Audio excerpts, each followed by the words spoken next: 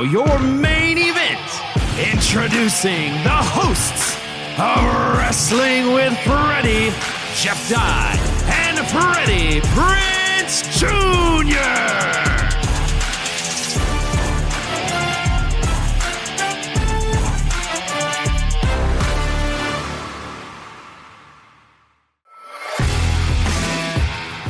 All right, Jeff, you're recovering from that vicious ball shot that I just executed on you and our listeners. How are you feeling? How was your week? Feeling a little vulnerable, a little betrayed. This is not the Freddie we've come to love. You know, this seems very off-brand for you. The weekend was good. Big shout out to everyone in Minneapolis. We had fun shows there. Great wrestling city, Minneapolis. Great wrestling city. And then went to Milwaukee for a day. Great shout out to the Great people of Milwaukee. City there love too, those man. people. I'm currently in New York City, so I'm excited to be here, and then I get to come home for a little while. New York City's a pretty cool wrestling city. They're kind of sometimes too cool for school. Like, they don't love it as much because they're used to getting it. Whereas, like, Minneapolis, Milwaukee, those cities are always like, are you bringing wrestling back to Minneapolis? It's been a year. Oh, we're freaking go. It's like the Montreal show they did for Friday Night SmackDown. Like, the crowd was so hot because they don't go there as often. It's not as diluted, the excitement. New York and LA are spoiled with everything. You know what I mean? Like they get it all. They get it all. I agree. They talk shit about one another, but they're very similar. Not in the way they look, but in the fact that you can basically get whatever you want anytime you want. One offers the city vibe, one offers like the outside vibe, but the people are much more similar. I think that's why they hate each other, because they see so much of each other in the other person, right? Like the other one is always living the other's dream. The New Yorker secretly wants to be in like a Malibu beach house, and the guy in Malibu wants to have the penthouse apartment in New York. They just will never admit it, but they want the other person's life, for sure. Yeah. Big week in wrestling. We will get into, on the Thursday show, Unsanctioned, we're going to get into some contract philosophies between talent and Corpo. You know whose side I'm on, you Corpo scumbags. But this episode, we're going to focus on the stories, of which there are many, sir. WWE laced a couple nice ones in there, like within the context of a match, which I think Triple H likes to do a lot. That's his style. And AEW is just very much more blunt with what their story is going to be. They're just like, yeah, you guys are going to punch each other in the face 10 times, then we're going to start a match. And we're going to get into all of it, and it's going to start right now. With one of your favorite wrestlers was in this segment, Mr. LA Knight. You want to see him in the big time, but Seth Rollins started it. He opened the show. He's the man. He's dressing so much better than he was a year ago. He's looking way cool. He's out there, and LA Knight interrupts. And he says, oh, no. I want a title shot, and I want it now. And, Rollins doesn't want to give him one, but he gets the title shot. And Pierce comes out, and he bans Braun Breaker and Bronson Reed from ringside. So we're going to get an honest-to-goodness championship, no-nonsense match. There's got to be a winner. There certainly won't be a DQ. There wouldn't be a DQ. Of course not. It's just going to be a straight-up match. This sets the table for later, but LA Knight, main event. I know you're excited, Mr. Dye. Tell me how excited you are. Very, very excited. Love LA Knight. Very excited about all of this. I think this could be the big push that we've all been hoping for. But I want to ask you and the Federation some questions here. Did Seth Rollins break wrestling? Did he save it? Right? Has he brought back kayfabe, or has he ruined it for podcasts like ours and the Dave Meltzers and all these like podcasts like WrestleMania, all these different things?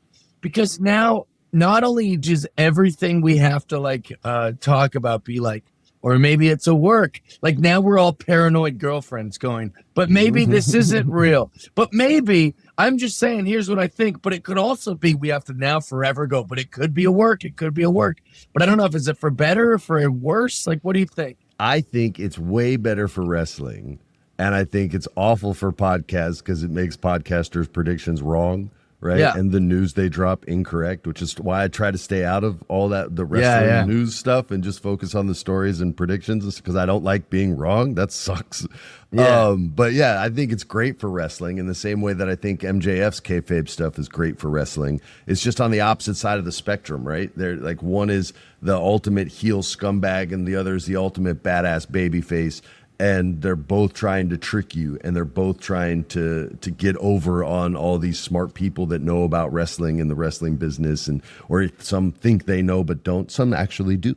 And there's real information out there, and there's fake information out there. And he, I think, likes watching people swim through both and letting those waters kind of bleed together. And I think it's really cool, man. I haven't seen Seth Rollins do wrong in a long time, man. Like everything he's done, even his dressing, man, I'm like, yo, man, he's looking sharp, but he's not looking like Charlotte Flair dressed him. You know what I mean? Like he's coming out looking cool. So yeah, man, I think it's good for wrestling, and it makes all of us look bad, which is I'm sure he enjoys that. So because one of I think everyone that wrestling wants to be sports so bad, you know, the post conferences.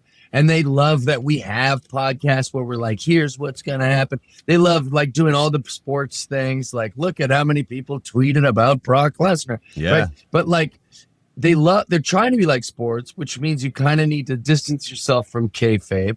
But then they also want to be kayfabe because wrestling is so unique as opposed to sports. So I'm very torn, almost sentence to sentence, whether I think it's good or bad. But anyways, I just wanted to get your take and have it on record of what you on the record. I think it's awesome. And I like when artists get over on the people that comment and critique art, and we're two of those, so I don't mind when it happens to us. It kind of makes me laugh. I also don't mind when you guys write mean stuff, and I'll read it on the air if you guys want. You guys can give comments on the give us 4-star. If you want it read, you got to give us the stars, but you can still talk some smack in your comment, and I'll read it. Jeff gets mad, and he'll talk some smack back to you, and I'll show you some love either way. That's what I like about wrestling. Is when they talk trash about me, I go, oh, it's fun. They're doing it like the guy's like, no, I really hate you, Jeff Dye. And I go, wrestling. And then like, I get to just brush it off like it's a fun heel thing. No, I really hate you. Yeah, they go, no, I hate you. And I go, I've had people genuinely hate me on social media, and I've always been like, bro, what? How? I know. It's crazy. At least get to know me, man. If you can't get to know me, you can't hate me. You're not in a position to. I mean, I guess you can if you want. And if you write something creative, I'll read it, whether you mean it or not. Moving on. Dominic Mysterio beat the hell out of Dragon Lee because the babyface always wins. And he won. And we're not going to worry about how he won, but I'll let you guys know he was the good guy in this match, no matter what you saw. And Dragon Lee was the bad guy. He can't control if other wrestlers are running up. Like, what do you think? He texted all these people and were like, dress up like Grande Americano and help me out in the match? No. He's a champion. He's focused. He's not screwing around on the internet. He's not posting stuff on social media right before a match. He's a professional. He's done all these things, by the way. But I friggin' love Dominic Mysterio. I hope he stays champion right now forever. He can really move in there. He's a really solid wrestler. When he's backstage, he comes off like an impudent child, like just very immature and still learning, but like you can't tell me nothing. And when he's in the ring, the crowd still gives him all the proper amount of hate, and they don't let him finish his promo. So it's two very different dynamics on the mic, which I don't think anybody else can pull off right now. I love everything about him. I know everybody hates him and he's a heel, but you have to remember this man was manipulated by cruel women. All right. And there's a lot of guys out there who are hearing this and they can relate. You've been manipulated by a cruel woman. He was manipulated by 2. So give him some friggin' latitude and show some love to dashing Dominic Mysterio. Dashing. Yeah. I love Dominic Mysterio. I say it every time we talk about him. I'm such a fan. I also love that he kind of does what Seth Rollins does also, where he's living his gimmick. Oh, he's totally. Always dirty dumb. Like, because, you know, he's like, you see him, he's wearing the getup. You know, it's like he looks like he could fight at any time. any place because he's always doing Dirty Dom, which is great. Dude, he He's talks about become the chicken character. tenders all the time, like, and how much he loves them, and he just embrace like it. Everything love it. about him, dude. He's the man. He's the man. I Dominic, think we it's love you. a masterpiece, and with how young he is, and with how how much family, and it's in his blood, and he's got a lot of time, and he's already doing great things. So I love him. That being said, I love the El Grande Americano thing. It's one of my favorite things in the world. I love that they're multiplying. I love that we don't gotta Tres Grande Americanos. we don't gotta worry about if these guys are British or American or German. Hispanic. Yeah, the guys can even get injured, and we'll find a new person to be the Grande Americano. So I love that they're keeping this on. I've said it on here a bunch of times. I love when wrestling takes big swings, and this one's a really fun, silly, big swing. And I think as wrestling's gotten more popular, or I don't know if it's more popular, but in the era that it's in right now, there's been less comedy and more explosive sports entertainment kind of moments, which is good. I like it, but I do wish there was more silly comedy stuff. And so with the New Day being healed, their comedy's a little weirder. I think the El Grande Americano story is so silly and playful, and we need more stuff like that. We need more Joe Hendry stuff. We need more Orange Cassidy-like kind of things in WWE, in my opinion. And the El Grande Americanos is a nice touch. The stand-up comic wants comedy in wrestling. Who would have thought? Yeah. Who would have thunk it?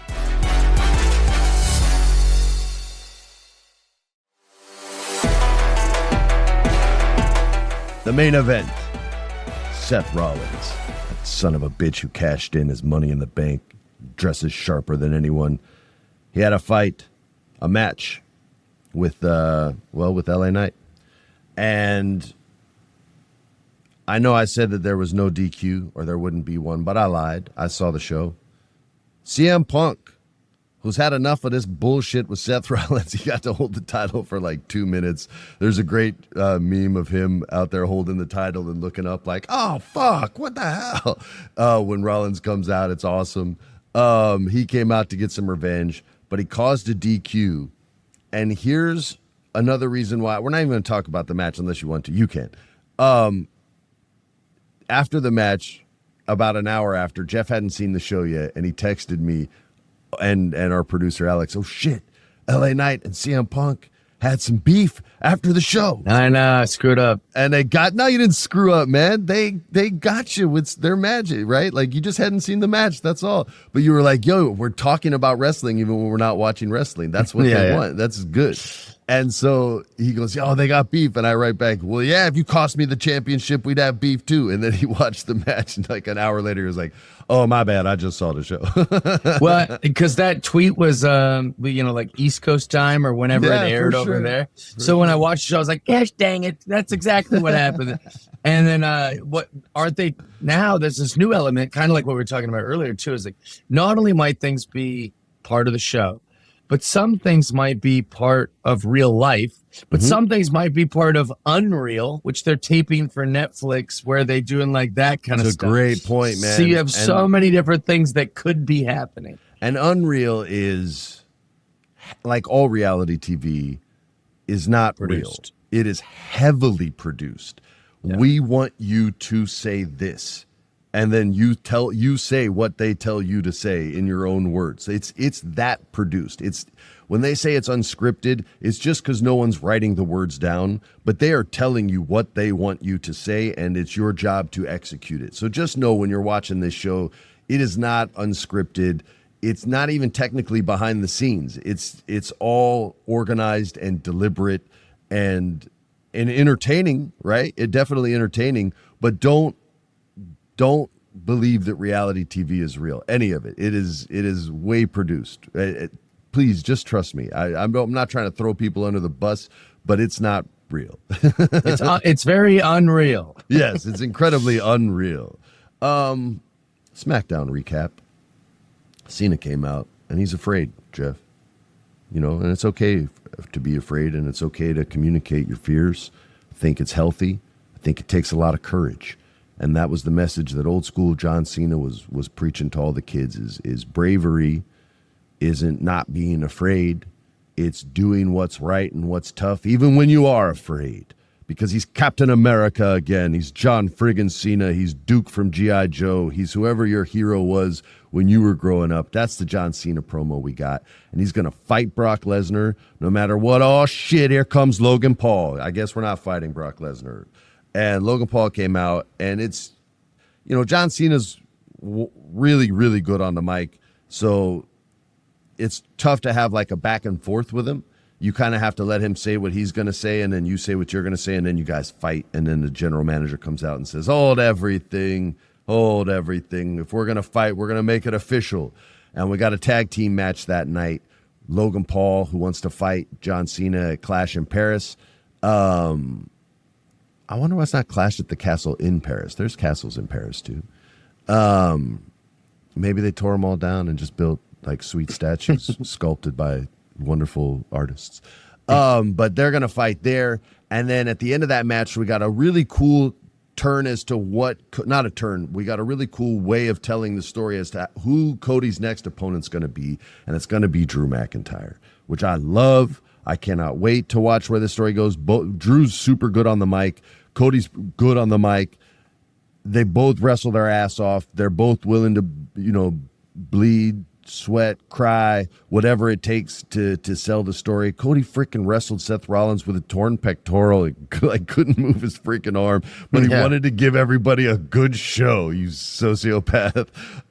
That's how awesome these guys are, and I can't wait to see it. I thought they established that story in a really cool way within the context of a match instead of a promo. And I like when Triple H does stuff like that, or whoever it was that was responsible. Good on you. That was entertaining and fun to watch, and everybody was clear as to who's next in line. So that'll be a ton of fun. I liked it, and I don't always like tag team matches, but did you? And do you like the direction both stories are going? I do, and I think I want to give some love to WWE and some credit to WWE and John Cena, where in the fashion that they were willing to go. Maybe this heel turn wasn't good. Maybe people didn't like what we gave them with John Cena. Maybe this was a disaster, and let's fix it before he leaves. Let's not just have pride and stay in this thing. Let's just give you, like you just said, Captain America or the John Cena we came to love. And they did it pretty abruptly. I mean, I wish they'd have done it sooner, but when they did it, I mean, they made a real turn. Him basically apologizing in his mic work. It was I was really impressed. I don't think I can't recall any time I've seen wrestling do that, where he was just like, "Ah, man, my bad." Yeah, and so bad that they let Drew McIntyre. And when I say let, it was Drew McIntyre's idea, but wrestling didn't punish him. He trashed the booking in public, on interviews and stuff. Drew McIntyre was like, that was a disaster. That was terrible. I didn't know that. I didn't know and that. That's such a part of Drew McIntyre's character now. 100%. That he gets to just say whatever he wants without getting lectured by Triple H. So anyways, I love it. And I think they deserve a lot of credit for. They really do want wrestling to be great for the audience. I wish wrestling fans were a little more understanding of that.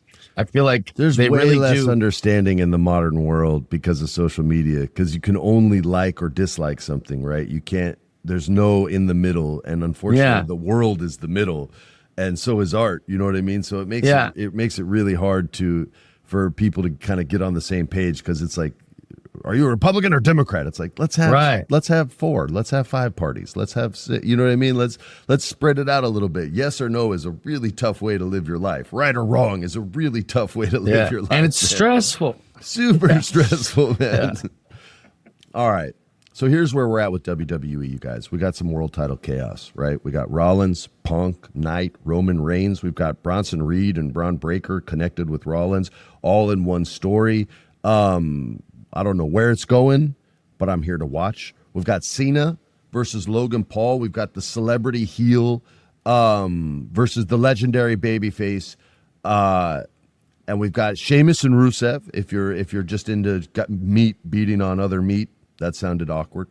But we've got that coming up. We've got the women's tag scene with Alexa Bliss and Charlotte Flair getting along, and Chelsea Green and Cake. And I'll leave it at that. We've also got Sami Zayn versus Solo Sikoa, because Sami got a sneaky victory over the Samoan. And even with the MFTs there, he didn't care. He didn't need help. He beat everybody's ass and got a sneaky one over. So that puts him in the title picture for the U.S. Championship.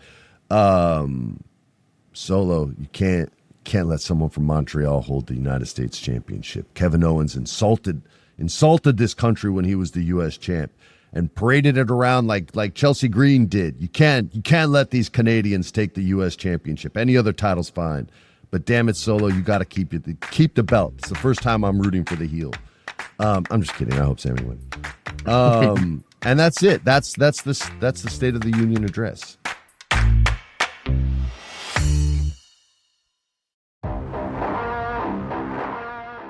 Moving on to AEW. All the tribalists now just turned off the podcast. They're like, no, I'm not going to hear it. Guys, the show's almost over. We gave WWE way more time. MJF's the man on the mic. That's all I'll say. If you don't want to watch the show, just watch him on the microphone. It's pretty awesome. He breaks modern rules by embracing the old school way of doing things, and I think that's really cool. We mentioned earlier in the show that Seth Rollins kind of did a similar thing with his kayfabe leg injury. We did that once with Jeff Hardy when I worked there, and said like he was lost and wasn't going to show up for a match, and then he shows up for the match. Oh, yeah, anyway, it's the championship. Oh my God, people got really pissed at us. That was actually my idea. Yeah, nice. Vince liked it. He liked that we kayfabed and tricked the news. Because the news always talked smack on wrestling, so it was like, yo, why don't we get one over on them, man? They're always looking for a reason to poo-poo us. Like, let's get one over. And that was how I pitched it. And he was like, yeah, fuck them. And then we literally did the idea. So anyway, I get to screw somebody. Yes, exactly.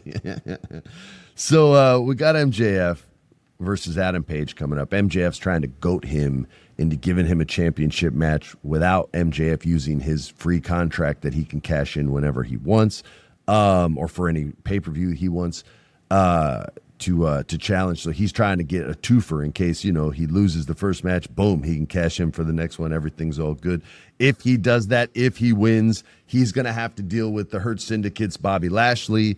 I've been saying this for the longest time. That's what's going to happen. MJF's going to eventually get the title. If not at Forbidden Door, then at the next one. And then it's going to be, we hurt people. And you guys are going to see promos go down between MVP and MJF that are awesome.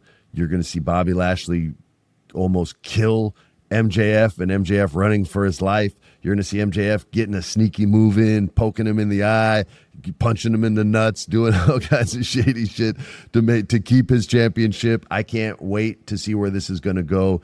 And I like everything Hangman Page has been doing. And I know I'm missing the forest through the trees, so to speak, because their match is going to be awesome. But I really want to see a match that I haven't seen before, which is Bobby and Max. They haven't wrestled, and I think first timers are awesome like that. Those matches are matches that I don't forget. I think a lot of people don't forget. So I'm really excited for it. Mark Briscoe came out in the middle of it and was like, "Yo, I'm not here to talk." Pow, pow, pow, pow. And they threw in some good shots. I'm really starting to love Mark Briscoe. And so that's where I stand on it. But let's see what kind of business Jeff stands on. Obviously I'm a big MJF mark. I would love to see him and Bobby Lashley, just like everyone else. I'd like to see them in the ring, but I wonder how they'll tell that wrestling story. Mm-hmm. So not the story, maybe I'm using the wrong verbiage. How will they justify those two wrestling against each other? Bobby Lashley would eat anyone alive in pro wrestling. So I would love to see how they would put that match together. For sure, but I would love to watch it, and I trust everything MJF does. I think I think an old wrestler must have died, and his soul went into MJF because MJF is just so good, so young in all these ways. Also, if you watched Happy Gilmore 2, MJF is all over that movie. Is he? I haven't seen it. Oh my God. I didn't know that was what it was going to. I knew that he was in it, but I know that everyone's in it. My friend Jay Mandium's in it. Logan Paul, everyone's in it. Everyone's in that movie. But we didn't get to be in it. We're like the only people not in that movie. Oh man, it sucks. Yeah, it's more exclusive to not be in that movie than it is to be. It's a small club. Small club. Yeah. So, but anyways, MJF was absolutely great in it, and I just think he's got a real future in acting. But I hope that he's not so good at acting that we don't see him more in wrestling, because I'd rather him be a wrestler than an actor. He loves wrestling so much, man. You're not going to see that. Like, any movie stuff he does is just to put eyeballs back onto wrestling when he goes to wrestle. Like, that's his first passion, 100%. Like, he loves what he does. Movies are fun and cool, and they pay good money sometimes. Not at Netflix, so he didn't make nothing on that. But hey, man, I worked there. But yeah, man, he's awesome. I can't wait to see how they tell the story. But the Hangman and him is going to be a good story too. Almost everything with him has been super duper, and I like it all, and I'm here for it. Next up, we got Darby Allin. Darby Allin is crazy. Him and Mox are going to have a wrestling match, and he is going to let John Moxley do whatever violent, gross, creative things John Moxley can think of. And then he's going to say, oh, I thought of all those things, and I thought of these other 10 things too. Why don't you throw me 10 stories off a building onto this spike, and it'll go through my chest, and I'll somehow reincarnate. Yeah, don't worry. He's Mortal Kombat. They're doing Mortal Kombat over there. Yeah, exactly. You're going to take this spike on a chain and send it through my heart and rip it out. So I'm excited for that. I'm telling you guys, I've been really into the blood lately. And those two dudes are going to bleed for their art when they wrestle at Forbidden Door. I'm excited for this. I know they don't always tell the stories that get you hyped, but I feel like this is the type of match that you would be more excited for even than me, because it's going to be a gimmick masterpiece. They're going to bring every weapon in the world into this match. I think Darby Allin is one of the most underrated wrestlers in all of pro wrestling. He's so good. He's so adventurous. He's crazy. He wrestles against guys that don't match, like what he looks like and the way he wrestles, and he still makes a great show of it. Tells a great story in the ring. He's able to be with Sting. He's able to wrestle with John Moxley. He's able to wrestle against Swerve. I mean, Darby Allin truly is kind of like a utility wrestler, as far as like, he'll make it work. He'll get in there and he'll make it work. And he takes a great beating. So good. Yeah, he really takes a great beating. He doesn't try to get big guy moves off as a small guy. Like, he'll let you beat the shit out of him, and then every once in a while he'll get a crazy high risk, high reward move off on you, and then that's how he starts his offense. And he stays really true to that. I like that. It's like what Jeff Hardy used to do. And Jeff was bigger than Darby, obviously, but he still was going against huge guys like the Big Show. And it was like, nah, dude, I'm made of pipe cleaners.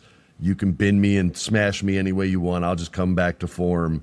And then every once in a while, I'm going to jump off the top rope and do some crazy shit. Please catch me. Like, that's like, that's it, man. And it's awesome to watch. I love it. Jeff was one of my favorites. Darby's cool too. Darby Allin is if you mixed Jeff Hardy and Spike Dudley into like one wrestler. God, what a crazy comparison. That's totally I was like, and who? And you said Spike Dudley. Well, and like when he gets slammed, it's very convincing. He sells it perfectly. It looks like he was actually hurt, which is what we're trying to watch. We're trying to see real looking wrestling, and there's no one finer. So I'm excited for that. I'm trying to think what the other thing is you asked me about. You have to remember. I love Darby Allin. I will not. Yes, you do love Darby Allin. So those are the main stories. Also, we're going to have Athena versus Toni Storm. We're going to have Mercedes Moné versus Alex Windsor, who's pretty new to AEW. Seen her matches, haven't gotten to know her very well yet. From the promos, they haven't really told her story as far as that goes, but I hope they do soon, because she's big and she looks strong and tough, and I like that. But that's AEW. We're going to get into contract negotiations on Thursday's episode of Unsanctioned, and my philosophy on how people negotiate, what I know, what I'm guessing on based on my experience, what I love and what I hate about it, and who I hope wins. Jeff, your opinion is going to be pro artist, I'm certain. And so is mine. So there's the spoiler. And on behalf of Jeff, this is Freddie. Thanks for listening to the show. Tune in every week. Give us reviews, give us love, give us all that stuff. Jeff, tell the people where you're going to be this weekend. This weekend, come see me at the Houston Punchline. Thursday, Friday, Saturday. I'm super excited to go back to Houston. Come see me. We'll see you on Thursday. Peace.